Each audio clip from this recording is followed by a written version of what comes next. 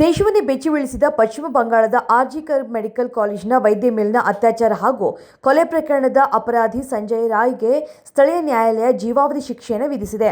34 ವರ್ಷದ ವೈದ್ಯ ಅತ್ಯಾಚಾರ ಕೊಲೆ ಪ್ರಕರಣದಲ್ಲಿ ದೋಷಿಯಾಗಿದ್ದಂತಹ ಸಂಜಯ್ ರಾಯ್ಗೆ ಸಿಯಾಲ್ಡಾದ ಹೆಚ್ಚುವರಿ ಜಿಲ್ಲಾ ಮತ್ತು ಸತ್ರ ನ್ಯಾಯಾಧೀಶ ಅನಿರ್ಬನ್ ದಾಸ್ ಜೀವಾವಧಿ ಶಿಕ್ಷೆಯನ್ನು ವಿಧಿಸಿ ತೀರ್ಪನ್ನು ನೀಡಿದ್ದರು. ಗಲ್ಲು ಶಿಕ್ಷೆಯನ್ನು ವಿಧಿಸೋದಕ್ಕೆ ಪ್ರಕರಣವು ಅಪರೂಪದ ಪ್ರಕರಣವಲ್ಲ ಅಂತ ಅವರು ಹೇಳಿದರು. ಪ್ರಧಾನಮಂತ್ರಿ ಜನ್ಮನ್ ಯೋಜನೆಗೆ ಈ ಬಾರಿ ಮಂಡ್ಯ ಜಿಲ್ಲೆ ಕೃಷ್ಣರಾಯಪೇಟೆ ತಾಲೂಕಿನ ಹಳ್ಳಿಯೊಂದು ಆಯ್ಕೆಯಾಗಿದೆ ಅಂತ ಕೇಂದ್ರ ಸಚಿವ ಎಚ್ ಡಿ ಕುಮಾರಸ್ವಾಮಿ ಹೇಳಿದ್ದಾರೆ. ಬುಡಕಟ್ಟು ಜನರು ವಾಸವಿರುವಂತಹ ಈ ಹಳ್ಳಿಯ ಸಮಗ್ರ ಅಭಿವೃದ್ಧಿಯ ಕನಸು ನನಸಾಗಲಿದೆ. ಆರೋಗ್ಯ, ನೈರ್ಮಲ್ಯ ಸೇರಿದಂತೆ ಹಲವು ಅಭಿವೃದ್ಧಿ ಕೆಲಸಗಳು ನಡೆಯಲಿದೆ ಅಂತ ಕೇಂದ್ರ ಸಚಿವರು ಹೇಳಿದರು.